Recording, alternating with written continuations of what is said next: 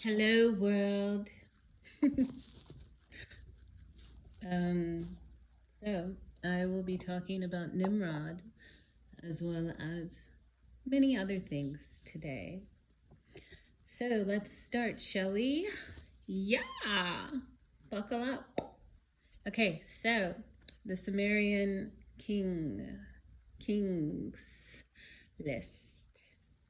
So, you guys know I have shared with you many times before that in the ancient world, people had many names. So it's kind of idiotic to hold up one sacred writing and say that this sacred writing disproves this sacred writing because, this is from Samaria and this was written way before the Bible. Okay. Okay. But God. Okay. So I'm going to put it to you like this. It doesn't matter which writing you're reading. Okay. Because how it went down is how it went down. The accounts from the people that were on the boat are the ones that matter the most. All right. So, the Sumerians' king list. Utu is Ham. Mesh Kai Angasher is Cush. In Merkar is Nimrod. All right. So the tablet of the king. This tablet would have been kept in the king's library, only accessible to kings and those that the king gave permission to. I'm sure I was one of those women.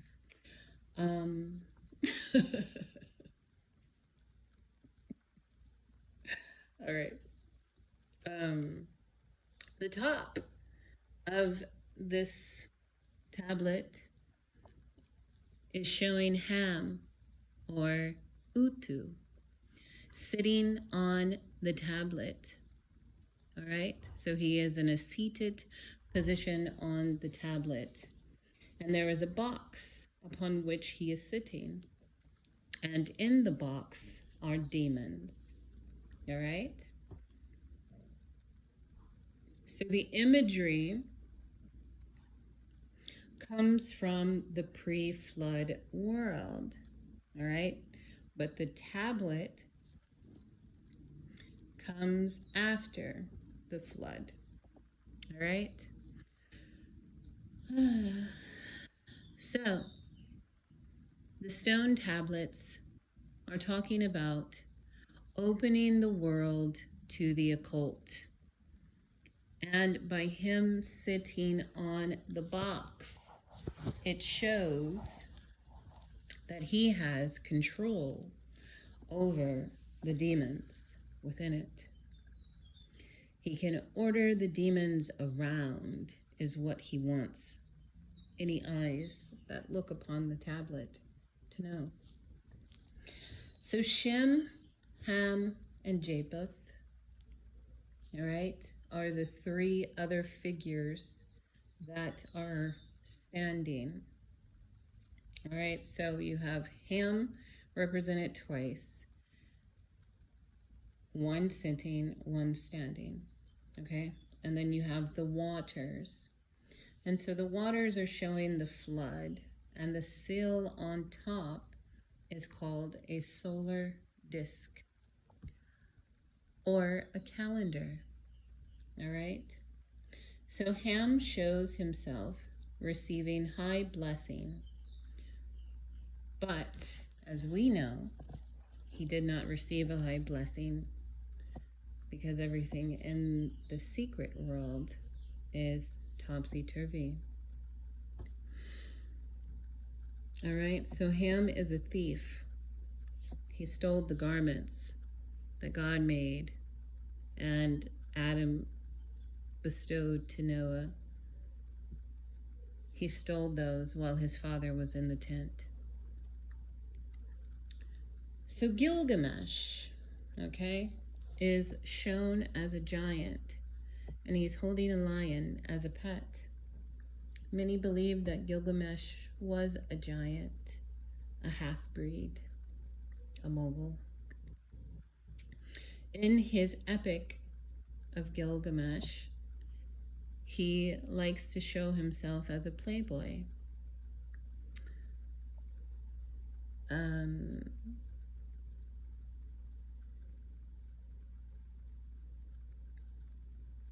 So, the Tablet of Noah. Noah has many names as well. Artahasis. You guys have to give me grace with these names, all right? If you can do better, leave your channel below. I'll listen to you. So the name means exceedingly wise, or one with long life. Okay, so Noah was also known as Utnapishtim, all right? He also was known as Zora, and that's also Noah, okay? And there are other names for Noah that I will go over when the time gets there. And the name Ziusrudra is listed on the king's list, and he is credited with building a boat. So the map of Nippur, also known as Enlil's city. You guys know Inky and Enlil. And yeah. Okay. You guys, you gotta have grace with me because I haven't had sugar in a very long time. And this past weekend, there was a reason for me to have it, and I had it. And I had honeycomb today, and so I am I'm trying to contain myself, but it might spill out every now and then. Okay, so let's see. So when you read the Epic of Gilgamesh, it tells you the beliefs of his family, and those that are passed down from Ham. Okay, so in the secret houses, or in the secret societies, many of the practices come from Nimrod. I want to tell you a story. One of the many times when I was speaking with God, he told me that he hates secrets. And it was very interesting because when you are in the presence of God, many people think that they will be able to manipulate or lie or, I don't know, hide, from God. But that is not how it works. When you are in his presence, the answers come from your soul. And I remember being like,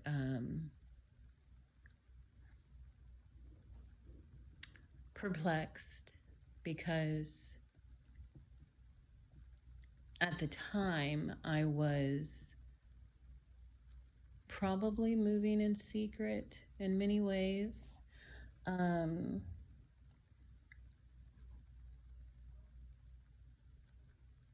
so I didn't know if he was saying that he didn't like me or if he just didn't like the secrets. And so, as time went on, I definitely knew it wasn't that he didn't like me. It was just that he wanted me to tell. Don't withhold information unless he tells you to. So in the secret societies, many practices come from Nimrod. All right. So mythology. A lot of people think that mythology is just fake, or it's not real, or the stories are not real, but I'm here to tell you that those are Nephilim or fallen angel tales. Okay. Brothers Grimm, Grimoire, fairy tales. Okay. It's not myth. Those are very, very real things. Very real things. But they existed in a world that no longer exists anymore. Okay. So let's break down the King's List. So the first section is about the pre-flood world. All right. And so Nimrod there's letters between Nimrod and Noah. And they're very interesting. But of course, they changed Nimrod's name to En-Merkah, or Kar, however he says it. And then Noah's title is Lord of Ararat. Okay, so basically Ararat mountain, where the ark is today. You can actually Google it and see it. And if you're brave enough, you can go there and see it with your eyes. That's the ark, people. If I was the tour guide, that's what I would say. Behold, the ark of Noah.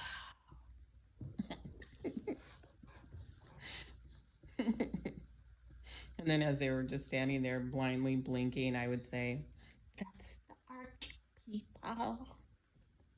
Okay, so he is asking Noah to give him a blessing and for the building of his tower. All right, the Tower of Babel, or the Tower of Shinar. So Noah's sons lived with Noah for some time in the pre-flood world. All right, so Utu is Ham, and he was basically kicked out from the mountain.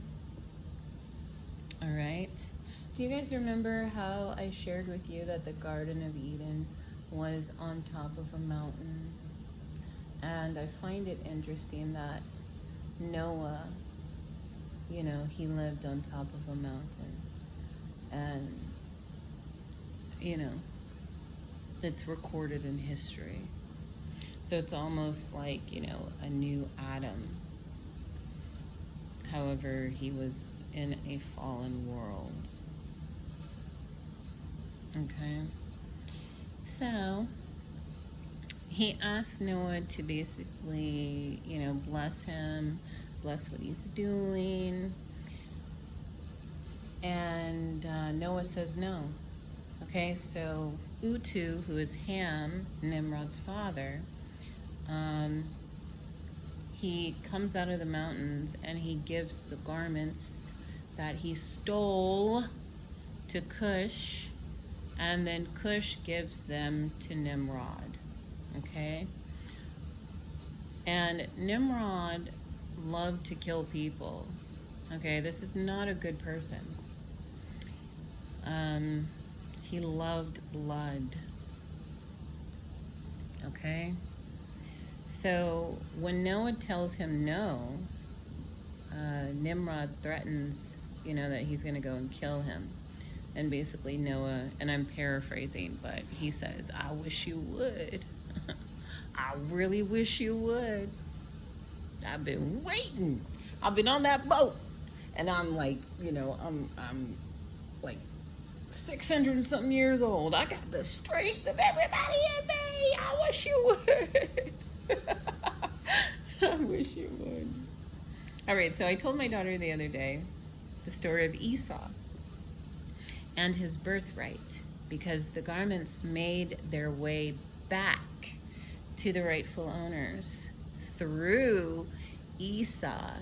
Okay, so in the book of Jasher, we find out the story, and I enjoyed telling it to my daughter, and I'm going to enjoy telling it to you guys as well. All right, so Nimrod was a mighty hunter.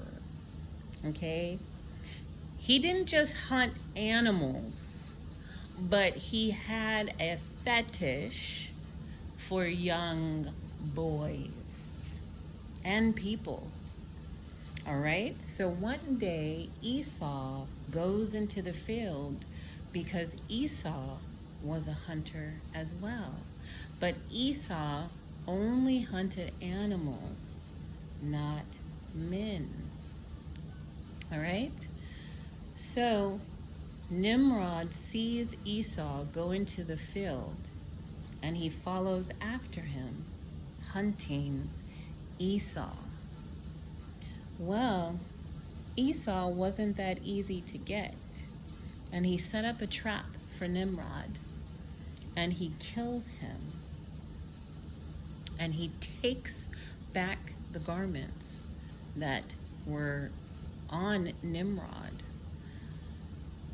And then he goes and he sees his brother, and he sees that his brother has cooked his stew.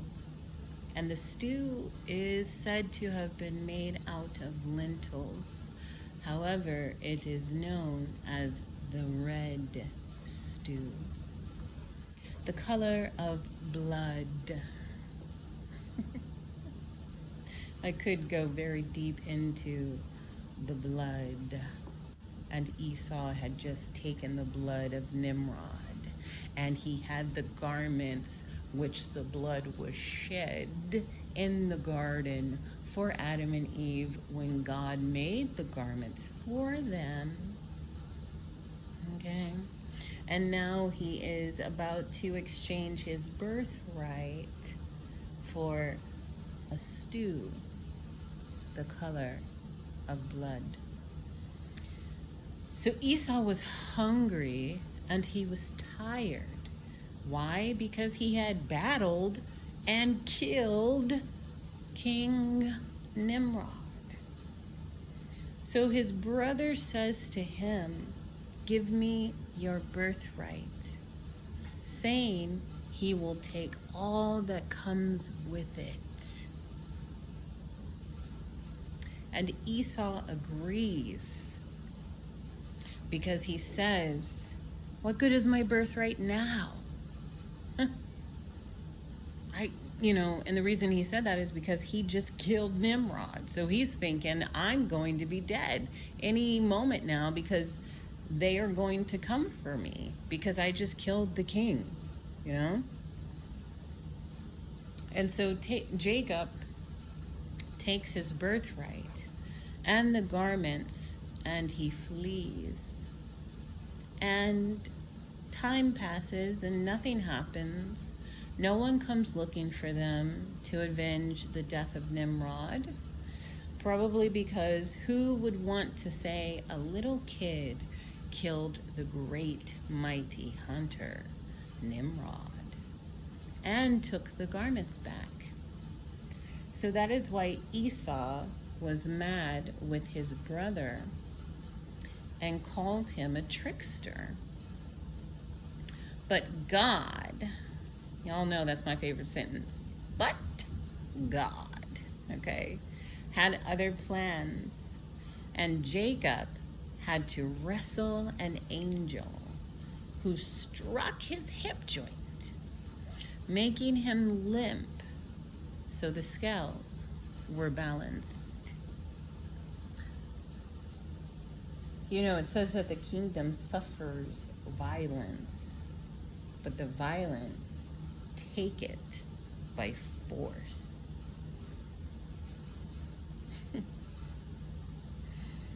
You want real power? I gotta take it. Okay. That's from one of my favorite shows. Oh yeah, Dynasty. Yeah, the guy told his kid, because his kid came to him crying and was like, "Why did you, why did you do X, Y, Z?" And he basically taught his son a lesson and told him, you think that you have power, but power is something you take. It's not given to you. You take it. And if you think that that's not demonstrated in the Word of God through the people of God, you got another thing coming to you. Okay? All right? Be harmless as sheep, but wise as serpents. Okay, let's see, where was I? Oh, yeah. So he had to wrestle the angel, all right? And there are legends that state that the angel was Esau's angel, and he came to challenge Jacob. You gotta love the Word of God. Like, it is so interesting and intricate and amazing, not boring. Wow, like, it's really juicy. And then when you read, all the opinions on the side and the legends, it makes you go, okay,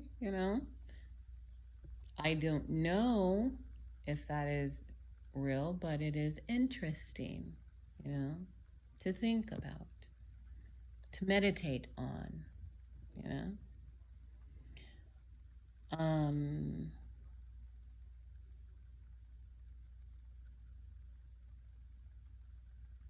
Right. Okay. So, in that sense, Nimrod was like Cain.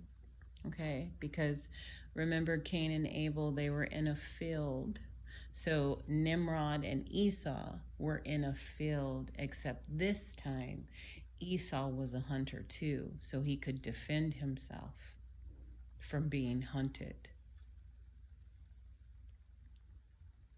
All right. And I wonder if the strength of Samson came upon Esau and, it just shocked Nimrod, as he was defeated by the rightful house, the rightful family that owned the garments, but he was, wearing stolen garments.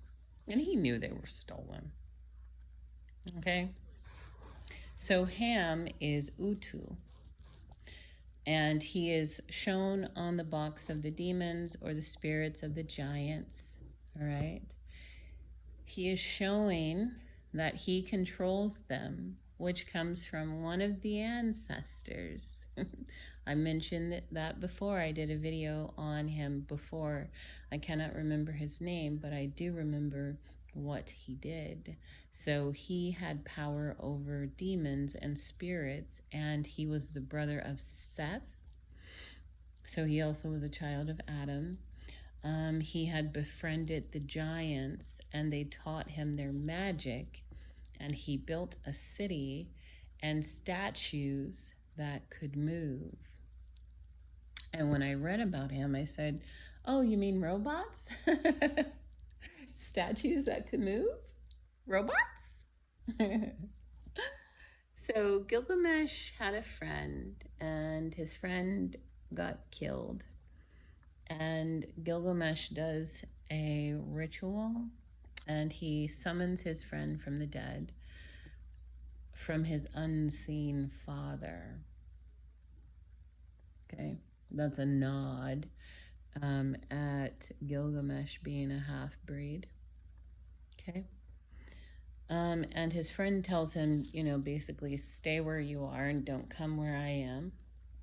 And then Gilgamesh sees the world of scorpions and serpents.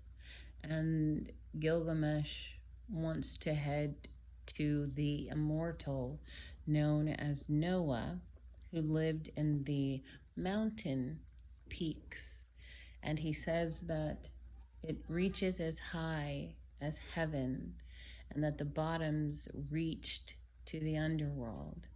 And you guys remember, Noah had a meeting with God and Mestema, and God told Mestema to show Noah everything so that he could counter the attacks of the demons on his family. So it's interesting that where Noah lived, he could ascend into heaven and descend down into the underworld. Okay? Certain things are only for priests and priestesses because, as we know, Eve was not in the garden washing dishes. No, no, no. Eve was a co-priestess and Adam was a co-priest, and they ruled the garden together. It wasn't until the fall that, she was made this domestic help. Help me does not mean domestic help. Now, can a woman do domestic stuff? Yes. But if that's all you get from your woman, you need to look at yourself and say, I am not a king. Because kings have queens and they rule together. Now, the king is the one that says what's what in the end, but without his queen, hello? So the higher caliber the woman, the higher caliber is you. Now, does that mean that she is to neglect those things? No. But does it mean that she can find somebody else to do them? Yes. That's in the Bible too, okay? Because that's what Bathsheba told Solomon through the Psalm, okay? She rises early and gives portion to her household. She is out there and she considers a field and she buys it, okay? Her fire does not go out at night. So, all this stuff talking about domestic, not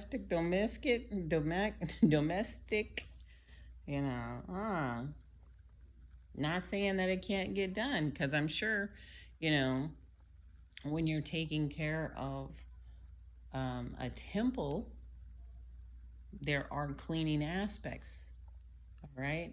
But when you are in a certain position, you have staff that you delegate to. So, come on now. I'm just saying.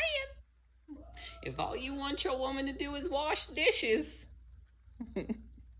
you are not utilizing the gift of God, okay? The gift that God has given you to get your vision done. She can help you, brother. She can help you if you listen. It's not always about you helping her. Yes, you do help her, but y'all should help each other. I don't even know why I said all that.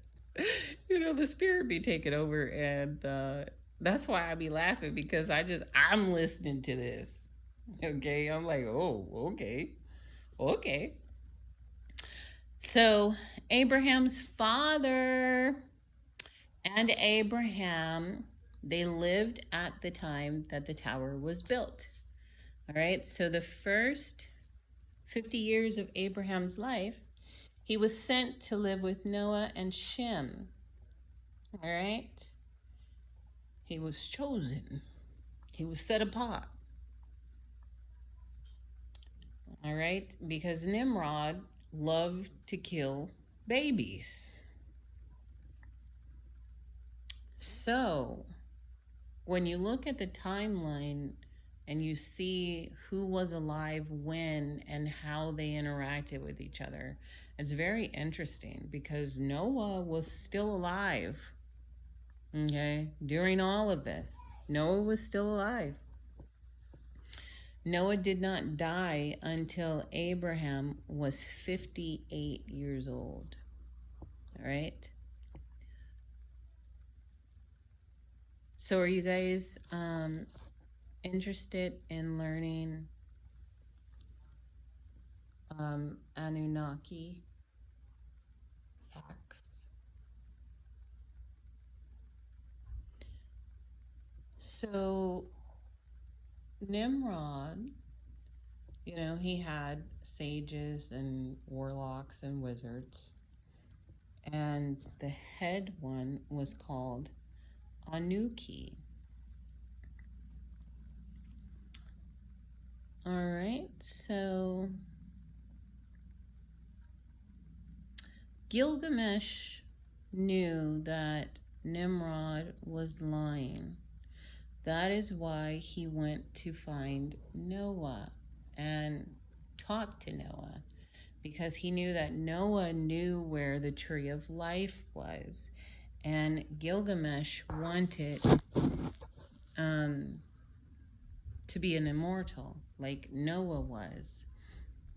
However, that wasn't granted to him. And Noah really wasn't an immortal, but of course to those after the flood, he did appear like an immortal because he was outliving a lot of them. Okay? Because Noah had a very long time in the world before the flood. Okay? And in certain writings it tells you that certain people were granted access back into paradise so that they could learn from the angels, and who knows what else they were doing in there. That is up to God. All right, so you guys know, I told you guys a long time ago, like years ago, we covered the book of Jasher and the stuff that happened in it with Abraham. And so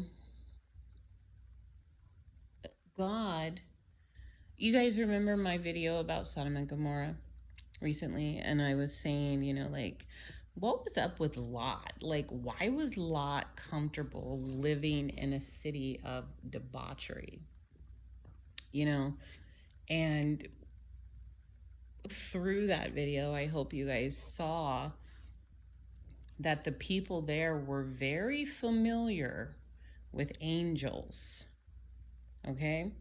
And the reason why it got destroyed is because of the things that they were doing with angels as well as with each other.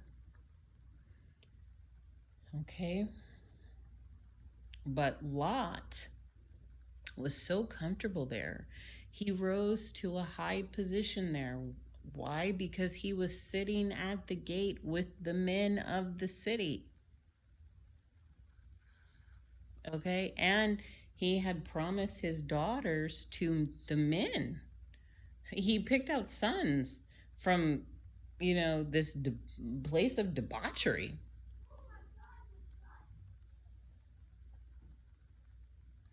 And the Spirit just whispered something to me.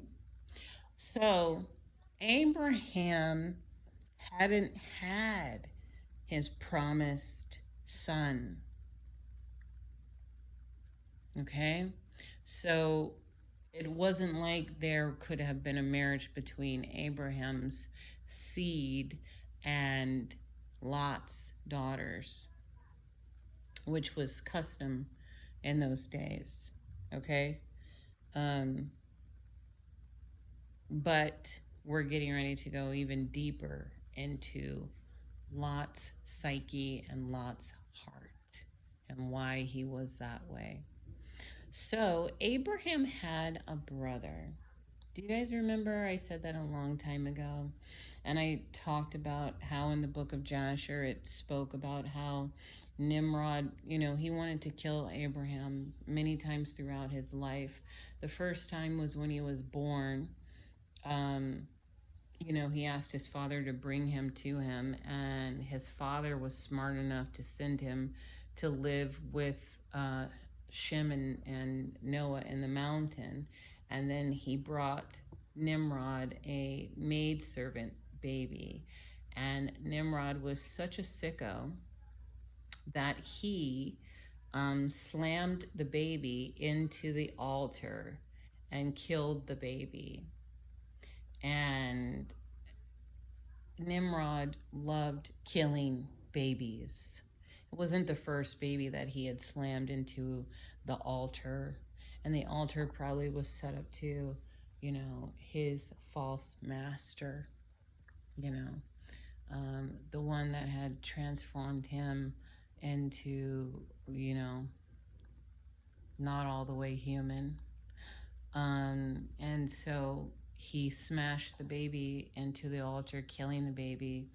And when Abraham was older, he comes back and he sees that, his father was the head idol maker for Nimrod. And so Abraham sees all these idols that his father has made. And Abraham, of course, is a high priest, trained by Noah and Shem. And so he smashes all the idols except for one. And the one, he puts the weapon in that one's hands. And when they come and they see what he did, they ask him, who did, they don't ask him who did this. They know he did it, but he's going to play, dumb mind games with them, because that's what they're doing with the world. Through these idols, they're telling people that these idols are God, and that the idols created the world, and that they need to worship the idols made out of wood and stone that are replicas of the fallen angels. Okay. So Abraham just smashes them up. And so then Abraham says to Nimrod, he says, the craziest thing happened. I was giving offerings, to the gods. And this one, the one that survived, he came to life, and, he smashed the other ones. And right before you showed up, he turned back into stone. And Nimrod says, do you know who you're standing before? He's basically saying, do you really think I'm stupid? And Abraham says, I don't know, maybe, because you think I'm stupid, and you think everybody here is stupid. That's why you keep telling them to worship these idols that are false. And Nimrod gets so angry, he throws Abraham into a furnace. Yeah, it's not the first time that, everybody thinks that the 3 little Hebrew boys, which one of them was Daniel, gets thrown into a furnace in Babylon. Yeah, isn't that interesting? So they were doing the same crap that Nimrod was doing, throwing people in the furnace that won't bow down to their idols. So he throws Abraham in there, and basically, Abraham's brother, well, there's 2 versions. So the version that I read said that Abraham's brother silently watched this whole thing, and he didn't believe in the God of Abraham, but he said, if my brother survives, then I will believe. And because God knew his heart, okay, God, when Nimrod opened the door, a fire tongue, comes out and basically consumes Abraham's brother. The other version of the story is that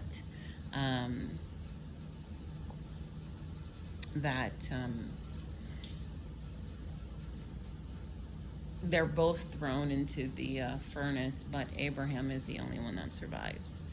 And so for 3 days this went on, and Nimrod was like, why are you still alive? And Abraham was like, because my God, and Nimrod worships the God of Abraham, brings Abraham out, and then gives Abraham gold and silver. All right, so Abraham is very wealthy. He's always been very wealthy. And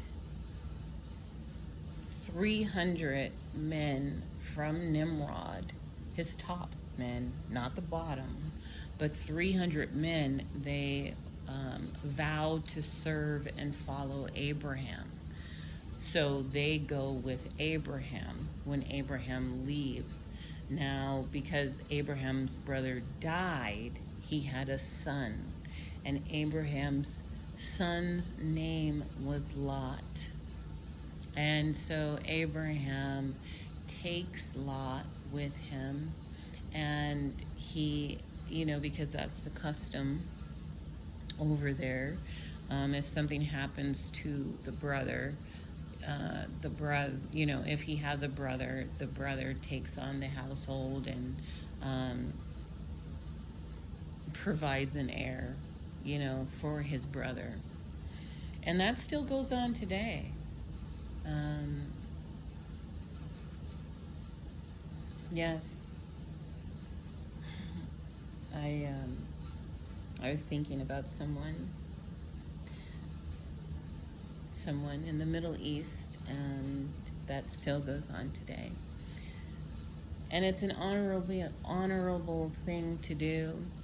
And just because you marry your brother's wife and you take on his household and you make sure that she has an heir, does not mean that God will not take care of you.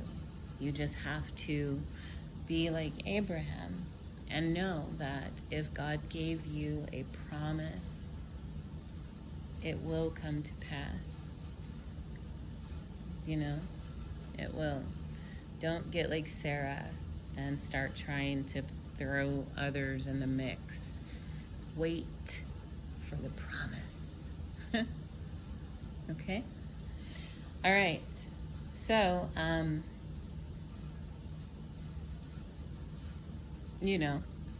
it's not like luck. It has to be destiny.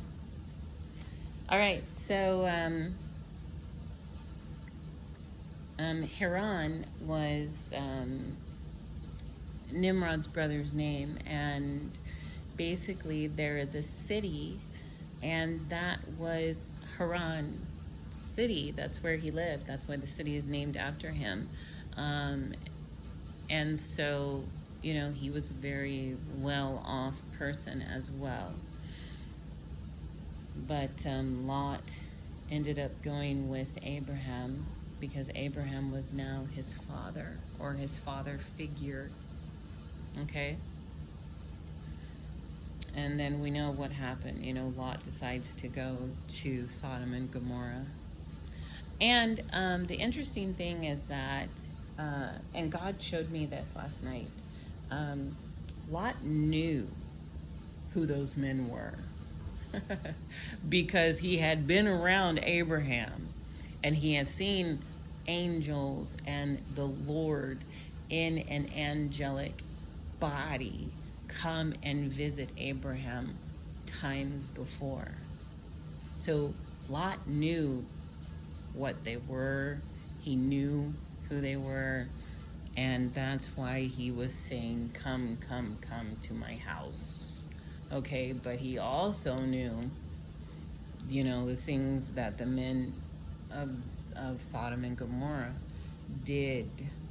Okay, and I'm going to be talking about a giant that Abraham went to war with. So, these things were taking place in that vicinity. Okay, the same stuff that was happening in the days of Noah. And the funny thing is that these are the days of Noah. Okay, because Noah had just died. All right? But Noah was actually still alive when the tower was built. How do we know this? Because of the letters. All right, we'll get there. We'll get there. So Utu is Ham. Cush is Meshki Angasher. Nimrod is in Merkar. Okay, and then here's the giant people. All right, it's Shedar Lamar of Elam. And please forgive me if I'm pronouncing it wrong. It might be Cheddar Lar Amur. I don't know. Oh, help me, my love. Speak these names. Okay. Yugal Banda. Yugal Banda is who he is, okay? And he was a giant whom Abraham defeated after he took Lot. And Abraham took the spoil from that war and presented it to Melchizedek, okay? So like when y'all get these little nuggets, these little meaty nuggets, you know, like, oh, it tastes so freaking good. And it sticks to your bones, right? Like Abraham taking the spoil from a giant to Melchizedek, who was Shem, okay? Because Melchizedek is a title. But Abraham knew about the giants in the pre-flood world. Okay? Why? Because he went to live with Noah and Shem. And they told him. So when he whooped that giant's butt and defeated him and took all the stuff, he said, well, I know who could use this. My great-granddad and my great-uncle. So Tammuz is also known as Damazid, and Gilgamesh. I don't know if there are any other names for him. That has not come to me at this time. So, you guys know I told you many times before that Nimrod was married to his mother, but it might have been his grandma, okay, because she's listed as Ham's wife. Don't know if she's listed as Cush's wife, but then she's listed as Nimrod's wife. Okay? So Utu, who is Ham, was the first sun god, like Ra. Okay? And the sundial on the tablet, it shows that it is a calendar. So I think that if you haven't looked into it, you should look into it, because I have it and I follow it.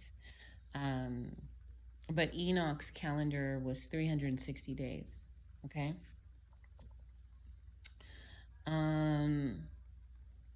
So it says that Cush went into the sea with ships fitted for a son of a sun god, and he made it to the Americas, and that is where the Aztecs and the Mayans come from. Everybody acts like, you know, there's this huge mystery because they don't believe in the Bible and they're trying to make other things real and true. So of course it seems like a big mystery, but once you just accept what is, everything becomes clear.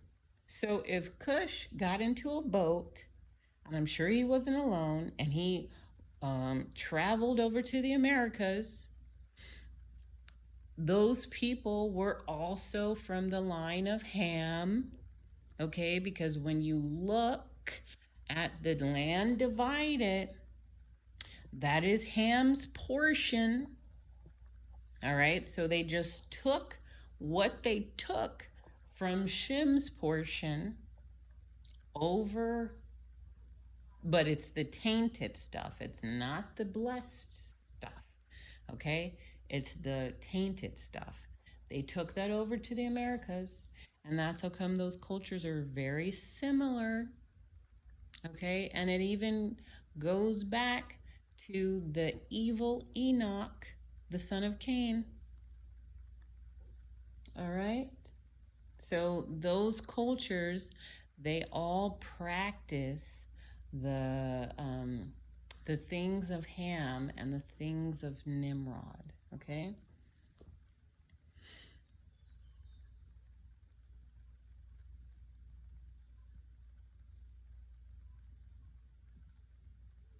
So let's read one of the letters. And you guys can actually type into Google in Merkar and the Lord of Arata, and you will get a PDF, a free PDF of the letters. But this one's very interesting. So in the letters, he's basically talking about the people speaking one language and how they're going to use that to praise, the God that is not the God. And he basically is telling Noah that Noah needs to send him the gold. He needs to send him, other holy items. And, he basically needs to bless him so that he can build the tower. And Noah is like, I don't think so. It's a no. It's not going to happen. And then Nimrod is, very insistent of, getting the things for this tower that he is building, and that Noah will bow down, and that Noah will do this, and Noah will do that. Oh, and then he's like so disrespectful because he basically tells Noah that him and the people of the mountain are going to come down and they're going to build the tower. And then they're also going to come down and they're going to give their gold to Nimrod and the tower. Like, excuse me? What? I almost wish that there was a war between Nimrod and Noah, because I'm sure it would have gone like Kendrick Lamar and Drake. All right, let me behave. All right. All right. So,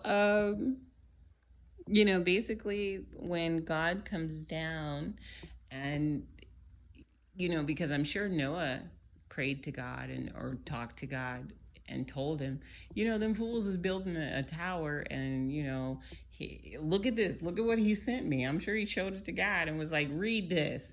And then God was like, oh, they going to use the language that I provided them to serve what? And to do what? So God comes down and he stops the tower from being built, and he scatters the language. He mixes up the language, and that's how it becomes Babel. Okay? So I'm going to read a quote from me. This is my quote. Okay? So only foolish men take God out of history when God has made history. All right? Till the next one. Later, guys.